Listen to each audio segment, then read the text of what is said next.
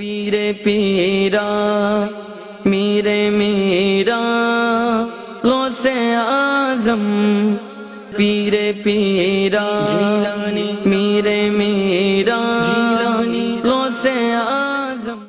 الحمدللہ رب العالمین والصلاة والسلام علی سید المرسلین، اما بعد فاعوذ باللہ من الشیطان الرجیم، بسم اللہ الرحمن الرحیم۔ الصلاة والسلام علیک یا رسول اللہ وعلی آلک واصحابک یا حبیب اللہ۔ الصلاة والسلام علیک یا نبی اللہ وعلی آلک واصحابک یا نور اللہ۔ پیارے پیارے ایف جی این چینل کے ناظرین، آج ہمارا دوسرا ایپیسوڈ ہے سلطان ولایت سلسلے کا۔ آج انشاءاللہ الکریم ہم غوث پاک کے مختصر حالات جانیں گے۔ حالات جاننے سے قبل آئیے درود پاک کی فضیلت سنتے ہیں۔ اللہ کے نبی صلی اللہ تعالیٰ علیہ وسلم ارشاد فرماتے ہیں، بے شک اللہ نے ایک فرشتہ میری قبر پر مقرر فرمایا ہے جسے تمام مخلوق کی آوازیں سننے کی طاقت عطا فرمائی ہے، پس قیامت تک جو کوئی مجھ پر درود پاک پڑھتا ہے تو وہ مجھے اس کا اور اس کے باپ کا نام پیش کرتا ہے اور کہتا ہے فلاں بن فلاں نے آپ پر اس وقت درود پاک پڑھا ہے۔ سبحان اللہ۔ پیارے ایف جی این چینل کے ناظرین، جھوم جائیے، آقا صلی اللہ تعالیٰ علیہ وسلم کے دربار کا خادم، اس کو اللہ تبارک و تعالیٰ نے یہ طاقت عطا فرمائی کہ دنیا میں جہاں کہیں نبی کریم صلی اللہ تعالیٰ علیہ وسلم کا امتی درود پاک پڑھے، وہ درود پاک کی آواز سنتا ہے، خواہ وہ کتنی ہی آہستہ آواز میں درود پاک پڑھتا ہو۔ ساتھ ہی ساتھ وہ یہ بھی جانتا ہے کہ اس کا نام کیا ہے، وہ یہ بھی جانتا ہے اس کے والد صاحب کا نام کیا ہے، اور دنیا میں ایک وقت میں لاکھوں لوگ درود پاک پڑھ رہے ہوں، وہ ہر ایک کا درود پاک سن کر نبی کریم صلی اللہ تعالیٰ علیہ وسلم کی بارگاہ میں پیش کرتا ہے، نام کے ساتھ پیش کرتا ہے، والد کے نام کے ساتھ پیش کرتا ہے۔ نبی کریم صلی اللہ تعالیٰ علیہ وسلم، ہمارے پیارے آقا صلی اللہ تعالیٰ علیہ وسلم کے دربار کے خادم کو اللہ تبارک و تعالیٰ نے یہ اختیارات عطا فرمائے، تو نبی کریم صلی اللہ تعالیٰ علیہ وسلم کے اختیارات کیسے ہوں گے؟ آپ صلی اللہ تعالیٰ علیہ وسلم کا علم کتنا ہوگا؟ نبی کریم صلی اللہ تعالیٰ علیہ وسلم دلوں پر گزرنے والے خیالات سے بھی واقف ہیں۔ آقا صلی اللہ تعالیٰ علیہ وسلم پر درود پاک پڑھنے کی فضیلت ہم نے سنی، نیت کر لیجئے انشاءاللہ الکریم درود پاک پڑھنا اپنا معمول بنا لیں گے۔ صلو علی الحبیب صلی اللہ علی محمد صلی اللہ تعالیٰ علیہ وسلم۔ اس میں ہم نے ایک اور چیز سیکھی کہ جب ہم درود پاک پڑھتے ہیں، جھوم جانے والی بات ہے پیارے ناظرین، جب ہم درود پاک پڑھتے ہیں نا تو میرا نام میرے والد کے نام کے ساتھ نبی کریم صلی اللہ تعالیٰ علیہ وسلم کی بارگاہ میں پیش کیا جاتا ہے۔ بندہ جہاں بھی رہے، دنیا کے جس کونے میں رہے، وہاں بیٹھ کر درود پاک پڑھتا ہے، آقا صلی اللہ تعالیٰ علیہ وسلم کی بارگاہ میں فرشتہ اس کا نام عرض کرتا ہے، اس کے والد کا نام عرض کرتا ہے۔ تو جھوم جانے والی بات ہے، جب بھی ہم درود پاک پڑھیں اور ہمارا تصور یہ بن جائے کہ میں درود پاک پڑھ رہا ہوں، میرا نام میرے والد صاحب کے نام کے ساتھ آقا صلی اللہ تعالیٰ علیہ وسلم کی بارگاہ میں ذکر کیا جا رہا ہے، کیا کیفیت ہوگی، کیا مزہ آئے گا درود پاک پڑھنے میں، کیا سرور آئے گا۔ اللہ کریم یہ کیفیت ہمیں نصیب فرما دے۔ تو نیت کر لیجئے جب بھی درود پاک پڑھیں گے تو یہ دل میں خیال جمائیں گے، میرے آقا صلی اللہ تعالیٰ علیہ وسلم تک میرا نام آقا صلی اللہ تعالیٰ علیہ وسلم کی بارگاہ میں پیش کیا جا رہا ہے۔ اللہ کریم ہمیں کثرت سے درود پاک پڑھنے والوں میں شامل فرما دے۔ ہم کثرت سے درود پاک پڑھنے والے اگر بن گئے نا تو ہماری ساری پریشانیاں انشاءاللہ الکریم دور ہو جائیں گی، ساری مصیبتیں حل ہو جائیں گی۔ آقا صلی اللہ تعالیٰ علیہ وسلم کے عشق کی مٹھاس ہم اپنے دل کے اندر محسوس کریں گے۔ اللہ کریم عمل کرنے کی توفیق عطا فرمائے۔ آج کا جو ہمارا ٹاپک ہے غوث پاک کے ابتدائی حالات، آپ کی زندگی کے مختصر حالات انشاءاللہ الکریم ہم سنیں گے۔ پیارے ایف جی این چینل کے ناظرین، غوث پاک سے ہمیں بڑی عقیدت ہے، ہم غوث پاک کے نام پر جان قربان کرنے کا جذبہ رکھتے ہیں۔ کیا ہمیں معلوم ہے غوث پاک کے والد صاحب کا نام کیا تھا؟ کیا ہمیں معلوم ہے غوث پاک کی والدہ کا نام کیا تھا؟ کیا ہمیں معلوم ہے غوث پاک کے صحابزادے کتنے تھے؟ کیا ہمیں یہ بھی معلوم ہے کہ غوث پاک کا نام کیا تھا؟ جی ہاں، غوث پاک کا اصل نام کیا ہے، یہ غوث کیا چیز ہے، غوث اعظم کیا ہے، یہ قندیل نورانی کسے کہتے ہیں، شہباز لامکانی کسے کہتے ہیں، یہ پیران پیر کسے کہتے ہیں، روشن ضمیر کسے کہتے ہیں، قطب لاسانی کسے کہتے ہیں، آخر ان کا معنی کیا ہے۔ انشاءاللہ الکریم ہم یہ ایپیسوڈز دیکھتے چلے جائیں گے اور یہ ساری باتیں ہمیں معلوم ہوں گی۔ یہ محبت کا تقاضا ہے۔ ذرا سوچنے والی بات ہے کہ ہمیں جس سے محبت ہے ہم اس کا نام در حقیقت نہیں جانتے ہیں تو اس کے والد صاحب کا نام نہیں جانتے، اس کی والدہ کا نام نہیں جانتے، ان کی اولاد کے نام نہیں جانتے، یہ بھی معلوم نہیں کہ آپ کی اولاد کتنی ہے۔ تو ایک ٹھیس لگنے والی بات ہے یہ۔ اللہ کرے ہمیں جن سے محبت ہے ہم ان کے متعلق جاننے کی کوشش کریں، ان کی سیرت جانیں اور سیرت جان کر اس پر عمل کرنے کی کوشش کریں۔ اللہ نے چاہا ڈھیروں برکتیں، ڈھیروں بھلائیاں نصیب ہوں گی۔ آئیے غوث پاک کے متعلق جاننے کی کوشش کرتے ہیں۔ سرکار بغداد حضور غوث پاک رحمۃ اللہ تعالی علیہ کا اسم مبارک یعنی نام شریف یہ عبد القادر تھا۔ آج ہم اپنے آپ کو قادری کہتے ہیں نا، قادری ہیں، الحمدللہ الکریم، اللہ کا بڑا احسان ہے کہ ہم قادری ہیں۔ یہ قادری جو اپنے نام کے آگے لگاتے ہیں نا، یہ غوث پاک کا نام عبد القادر ہے، اس عبد القادر کے نام کی نسبت کی وجہ سے اپنے نام کے ساتھ ہم قادری لگاتے ہیں۔ آپ رحمۃ اللہ تعالی علیہ کی کنیت کیا ہے پتہ ہے؟ کنیت الحمدللہ عز و جل، کنیت رکھنا یہ آقا صلی اللہ تعالی علیہ وسلم کی سنت ہے۔ غوث پاک رضی اللہ تعالیٰ عنہ کی کنیت ابو محمد ہے۔ آقا صلی اللہ تعالی علیہ وسلم کی کنیت آپ کو معلوم ہے؟ میں آپ کو عرض کرتا ہوں، نبی کریم صلی اللہ تعالی علیہ وسلم کی کنیت ہے ابو القاسم الحمدللہ عز و جل۔ ہمارے پیر و مرشد امیر اہل سنت نے بھی ہمیں یہ ذہن دیا کہ ہم اپنی کنیت رکھیں، کیونکہ کنیت رکھنا پیارے آقا صلی اللہ تعالی علیہ وسلم کا طریقہ کار ہے، آپ کی سنت ہے۔ اولیاء اکرام اپنی کنیت رکھا کرتے تھے، اگر آپ نے نہیں رکھی ہے آپ بھی نیت فرما لیجئے، انشاءاللہ الکریم ہم اپنی کنیت رکھیں گے۔ آپ رحمۃ اللہ تعالی علیہ یعنی غوث پاک کی کنیت ابو محمد ہے، اور آپ کے القاب کا مطلب کیا ہوتا ہے؟ لقب کا مطلب کیا ہوتا ہے؟ لقب کا مطلب ہوتا ہے کسی شخص کی اچھی یا بری صفت کی وجہ سے جو اس کا نام رکھا جائے اس کو لقب کہتے ہیں۔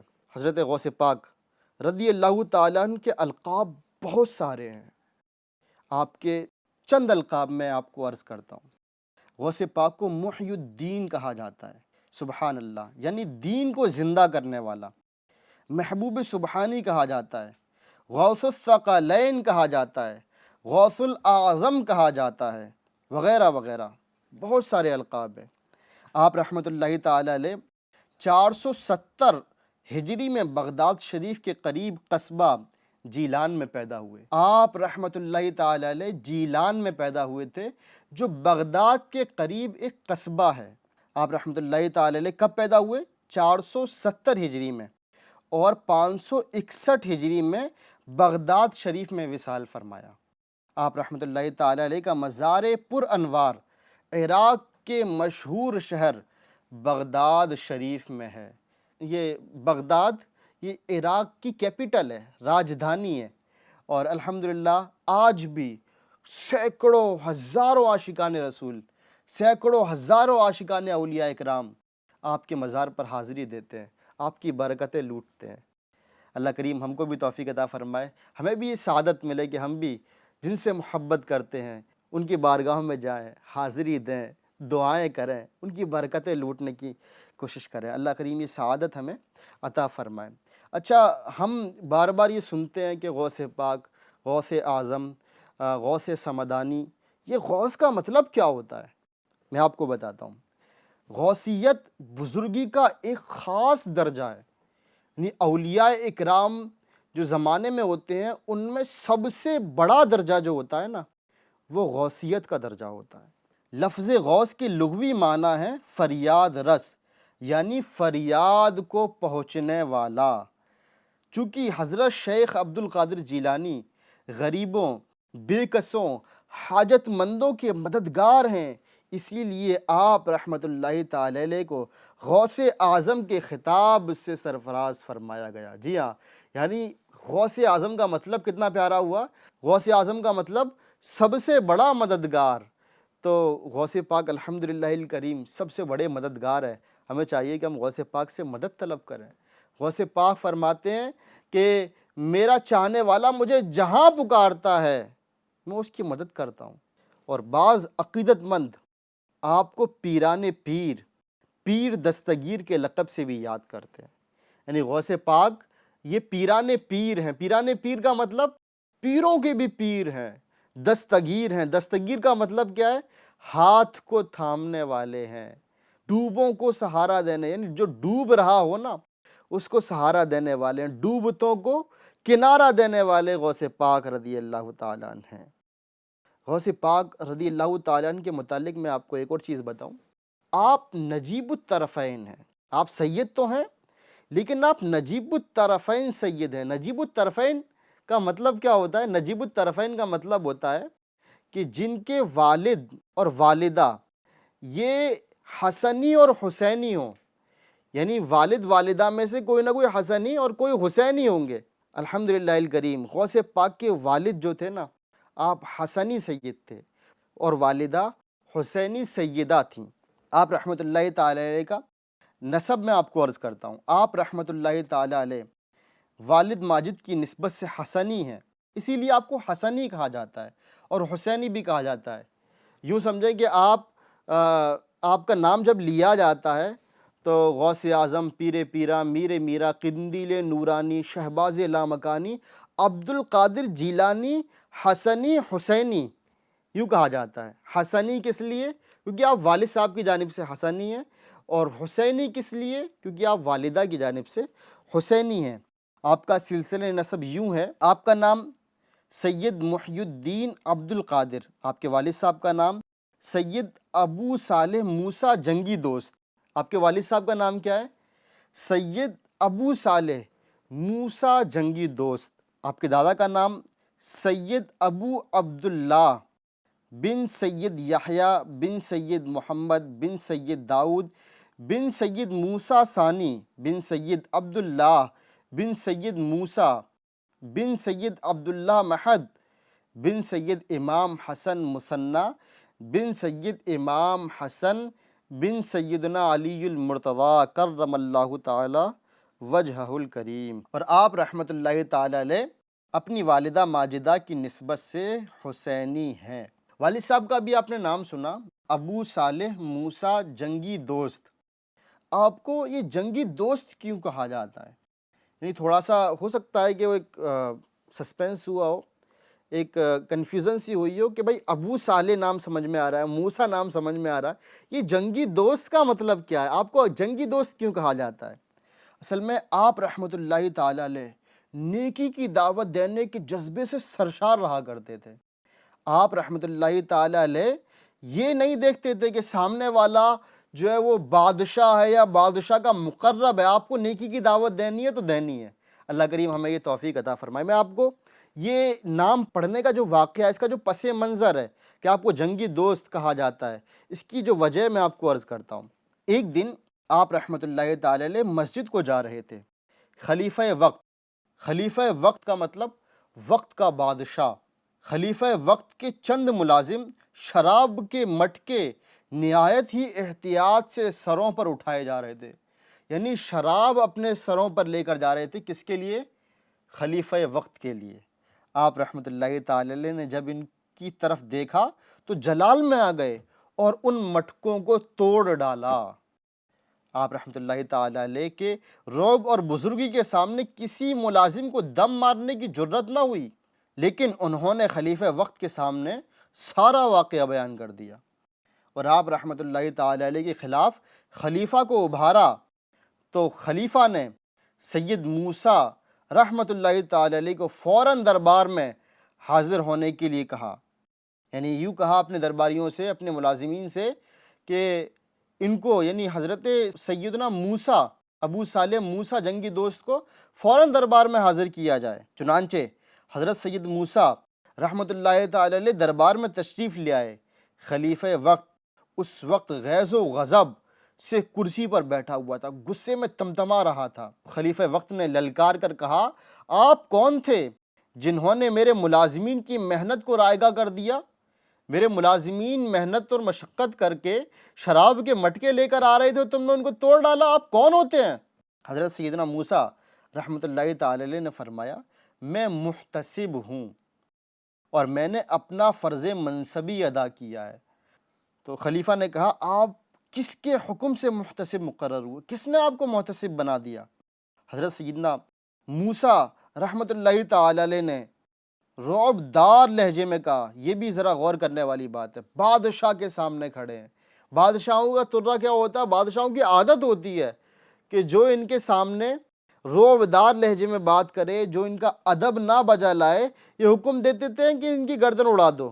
لیکن آپ رحمۃ اللہ تعالی علیہ کا جذبہ دیکھیں کہ آپ بادشاہ کے سامنے بھی نہ جھکے، اور آپ رعب دار لہجے میں اس سے کہتے ہیں کہ جس کے حکم سے تم کو حکومت ملی ہے نا، اسی کے حکم سے میں محتسب مقرر ہوا ہوں۔ آپ رحمۃ اللہ تعالی علیہ کی اس ارشاد پر خلیفہ پر ایسی رقت طاری ہوئی۔ اللہ کی رحمت ذرا دیکھیں کہ آپ نے یہ جملہ کہا خلیفہ کے سامنے، اس کے دربار میں، اور یہ جملہ سنتے ہی بادشاہ وقت پر ایسی رقت طاری ہوئی کہ وہ سر بزانو ہو گیا، یعنی اپنا سر اپنے گھٹنوں پر رکھ دیا، اور تھوڑی دیر کے بعد سر کو اٹھا کر عرض کیا، حضور والا، امر بالمعروف و نہی عن المنکر، یعنی بھلائی کا، نیکی کا حکم دینا اور برائی سے منع کرنے کے علاوہ میرے مٹکوں کو، میرے شراب کے مٹکوں کو توڑنے میں اور کیا حکمت تھی؟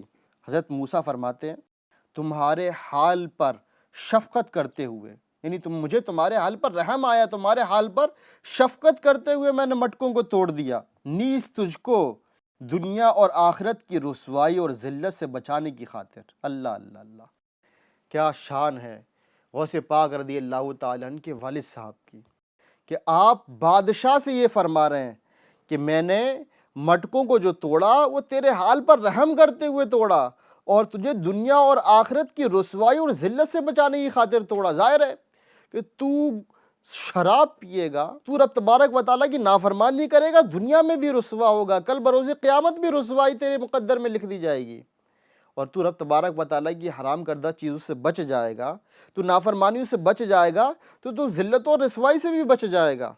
آپ کا یہ جواب سنا تو بادشاہ پر بڑا اثر ہوا، بہت متاثر ہوا، وہ آپ کی خدمت اقدس میں عرض گزار ہوا، علی جا، آپ میری طرف سے بھی محتسب کے عہدے پر مامور ہیں۔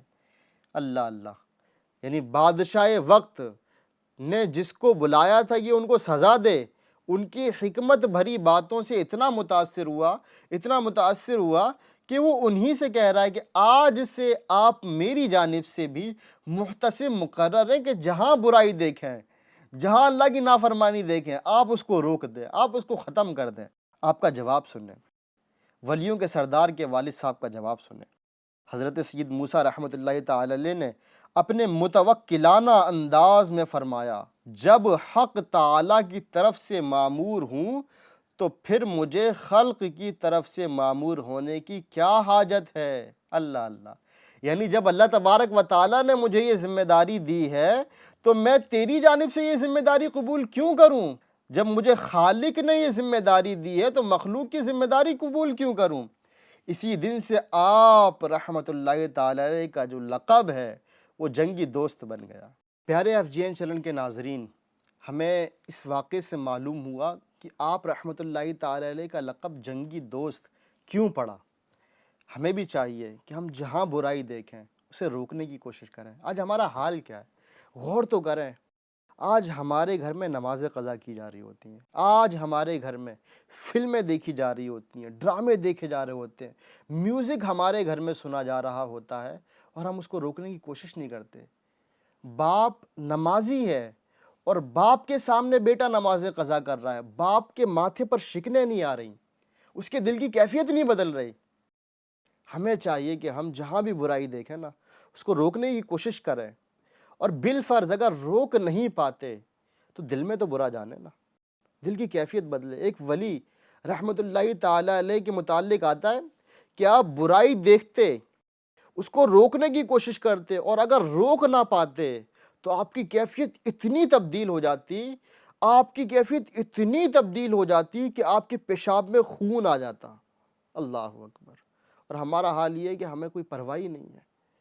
کاش کاش کاش ہمارے دل کے اندر بھی یہ درد ہو کہ میں جہاں برائی دیکھوں گا اس کو روکنے کی کوشش کروں گا، اللہ تبارک و تعالیٰ سے دعا کروں گا، اے میرے مالک کریم مجھے درد امت عطا فرما، مجھے امر بالمعروف و نہی عن المنکر یعنی برائی سے منع کرنا، نیکی کا حکم دینا، اس کا جذبہ عطا فرما۔ اللہ کریم عمل کرنے کی توفیق عطا فرما۔ پیارے FGN چینل کے ناظرین، آئیے اب آپ کے نانا جان کے متعلق سنتے ہیں۔ والد صاحب کے متعلق تو ہم نے سنا، آئیے نانا جان کے متعلق سنتے ہیں۔ آپ کے نانا کا نام کیا ہے؟ آپ کے نانا کا نام عبداللہ سومعی ہے۔ حضور سیدنا غوث اعظم رضی اللہ تعالیٰ عنہ کے نانا یہ بڑے مشائخ میں شامل ہیں۔ آپ رحمۃ اللہ تعالیٰ علیہ نہایت زاہد یعنی زہد والے، تقوی والے، پرہیزگار اور صاحب فضل و کمال تھے۔ بڑے بڑے مشائخ اکرام رحمہم اللہ السلام سے آپ رحمۃ اللہ تعالی علیہ نے شرف ملاقات حاصل کیا تھا۔ شیخ ابو محمد الداربانی رحمۃ اللہ تعالی علیہ فرماتے ہیں حضرت عبداللہ سومعی رضی اللہ تعالیٰ عنہ مستجاب الدعوات تھے۔ یہ مستجاب الدعوات کسے کہتے ہیں؟ مستجاب الدعوات اس شخص کو کہتے ہیں جس کی ہر ایک دعا رب تبارک و تعالیٰ قبول کرتا ہو۔ معلوم ہوا کہ آپ کے نانا کی ہر ایک دعا اللہ تبارک و تعالیٰ قبول فرمایا کرتا تھا۔ اگر آپ کسی شخص سے ناراض ہوتے تو اللہ عز و جل اس شخص سے بدلہ لیا کرتا تھا، اور جس سے آپ خوش ہوتے تو اللہ عز و جل اس کو انعام و اکرام سے نوازتا۔ آپ ضعیف الجسم نحیف البدن ہونے کے باوجود آپ کثرت سے نوافل پڑھتے تھے، یعنی اللہ تبارک و تعالیٰ نے بظاہر آپ کو موٹا تازہ نہیں بنایا تھا، آپ نحیف الجسم تھے، کمزور تھے، آپ بظاہر جسم کمزور تھا، اس کے باوجود آپ کثرت سے نوافل پڑھا کرتے تھے، اللہ تبارک و تعالیٰ کا ذکر کیا کرتے تھے۔ آپ اکثر امور کے واقع ہونے سے پہلے ان کی خبر دے دیا کرتے تھے، یعنی آپ کو اللہ تبارک و تعالیٰ نے علم غیب کا حصہ عطا فرمایا تھا کہ جو باتیں ہونے والی ہوتی تھیں، جو واقعات ہونے والے ہوتے تھے، ان کے ہونے سے پہلے آپ ان کے متعلق خبر دے دیا کرتے تھے، اور جس طرح آپ ان کے رونما ہونے کی اطلاع دیتے تھے اسی طرح ہی وہ واقعات یوں سمجھے سیم ٹو سیم جس طرح آپ بتاتے تھے اسی طرح وہ واقعات رونما ہو جایا کرتے تھے۔ سبحان اللہ، کیا شان ہے غوث پاک کے نانا کی۔ اللہ ان کی برکتوں سے ہمیں مالا مال فرمائے۔ صلو علی الحبیب صلی اللہ تعالی علی محمد صلی اللہ تعالی علیہ وسلم۔ غوث پاک کی نیک سیرت بیویاں، آئیے ان کے متعلق سنتے ہیں۔ ایک شخص نے حضرت سیدنا غوث الاعظم رحمۃ اللہ تعالی علیہ سے پوچھا، یا سیدی آپ نے نکاح کیوں فرمایا؟ سیدنا شیخ عبد القادر جیلانی علیہ الرحمٰن نے فرمایا، بے شک میں نکاح نہیں کرنا چاہتا تھا کہ اس سے میرے دوسرے کاموں میں خلل پیدا ہو جائے گا، مگر رسول اللہ صلی اللہ تعالی علیہ وسلم نے مجھے حکم فرمایا کہ عبد القادر تم نکاح کر لو، اللہ کے ہاں ہر کام کا ایک وقت مقرر ہے۔ سبحان اللہ، کیا شان ہے غوث پاک کی کہ آپ کو نکاح کے لیے آپ کے نانا حضور اکرم نور مجسم شاہ آدم و بنی آدم صلی اللہ تعالی علیہ وسلم آپ کو حکم ارشاد فرما رہے ہیں، اے عبد القادر نکاح کر لو، بے شک اللہ کے یہاں ہر کام کا وقت مقرر ہے۔ پھر جب یہ وقت آیا تو اللہ عز و جل نے مجھے 4 بیویاں عطا فرمائیں جن میں سے ہر ایک مجھ سے کامل محبت رکھتی تھی۔ سبحان اللہ۔ حضور سیدی غوث اعظم رحمۃ اللہ تعالی علیہ کی بیویاں بھی آپ رحمۃ اللہ تعالی علیہ کے روحانی کمالات سے فیضیاب تھیں۔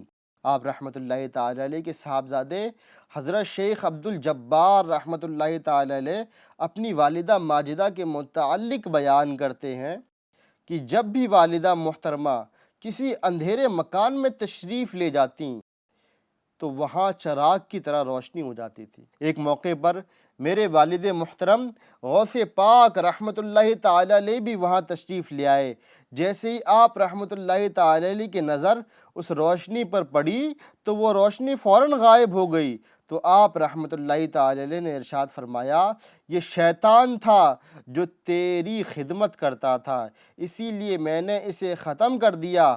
اب میں اس روشنی کو رحمانی روشنی میں تبدیل کیے دیتا ہوں۔ اس کے بعد والدہ محترمہ جب بھی کسی تاریک مکان میں جاتی تو وہاں ایسا نور ہوتا جو چاند کی روشنی کی طرح معلوم ہوتا تھا۔ سبحان اللہ۔ غور تو کریں پیارے FGN چینل کے ناظرین، آپ رحمۃ اللہ تعالی علیہ کی بیوی کو کتنا مقام اللہ تبارک و تعالی نے عطا فرمایا تھا، اور آپ کو شیطان نے بہکانے کی کوشش کی۔ یوں سمجھے شیطان نے جو ہے نا وہ آپ کو ایک چراغ کی مانند نور دیا کہ آپ جب بھی کسی مکان میں داخل ہوتی ہیں، تاریک مکان میں، تو چراغ کی طرح روشنی ہو جایا کرتی تھی۔ حضرت غوث اعظم رضی اللہ تعالیٰ نے اپنی فراست سے جان لیا، یہ جو روشنی ہے جو چراغ کی مانند ہے، یہ رحمانی نہیں ہے بلکہ شیطانی ہے۔ آپ نے اس کو ختم کیا، شیطان ناکام و نامراد ہوا، اور غوث پاک نے اللہ تبارک و تعالیٰ کے دیے ہوئے اختیار سے آپ رحمۃ اللہ تعالی علیہ کو رحمانی نور عطا فرمایا۔ اس کی برکت کیا ہوئی، جب بھی آپ تاریک مکان میں داخل ہوتی تو ایسا نور ہوتا جیسا نور چوندوی کے چاند کے ذریعے ہوتا ہے۔ سبحان اللہ۔ اللہ کریم ہمیں غوث پاک کے والدین کی، غوث پاک کے اہل و عیال کی برکت عطا فرمائے۔ غوث پاک کے والدین، غوث پاک کے نانا، غوث پاک کی اولاد، سب ولی اللہ کا گھرانہ ہے، سب کو ولایت ملی ہوئی تھی۔ جی ہاں، غوث پاک تو وہ ولی ہیں کہ ولایت آپ کے در سے تقسیم کی جاتی ہے۔ آپ سلطان ولایت ہیں، آپ سلطان اولیاء ہیں کہ جس کو جب بھی ولایت ملے گی وہ غوث پاک کے در سے ملے گی۔ سبحان اللہ۔ ہم بھی غوث پاک سے حصہ مانگیں نا، غوث پاک کی طرف لو لگائیں، آپ سے توجہ کی بھیک مانگیں، آپ سے خیرات مانگیں، غوث پاک بہت نوازیں گے۔ اللہ کریم عمل کرنے کی توفیق عطا فرمائے۔ پیارے FGN چینل کے ناظرین، غوث پاک اپنے مریدین کو بہت نوازتے ہیں۔ ہمیں چاہیے کہ ہم غوث پاک کی محبت اپنے دل کے اندر پیدا کریں۔ دل کے اندر غوث پاک کی محبت پیدا کرنی ہے۔